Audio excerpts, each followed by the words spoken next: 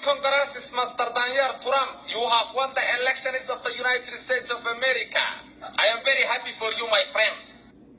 I know there have been a lot of Somali people voting against you, but I have been with you through hard and easy, so I hope you pay it back, motherfucker.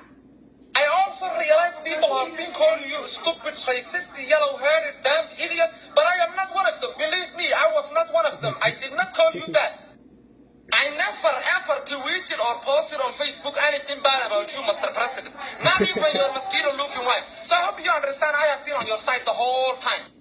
So I hope you do not cut my food stamps and do not stop my SSI, and sure as hell you do not interfere with my 3 Section 8. I hope you do not. Take this advice from me. Do not stop the chat. We Somali people are very busy with chat. If you stop the chat, we will be busy for what you have, and that's not good for you.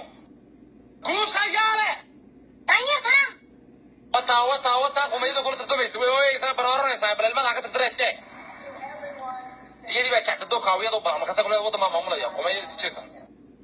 To all these people who have been trying to run away from this country, remember the airport is closed. You are not going anywhere until you pay back all the food stamps and childcare you have been getting.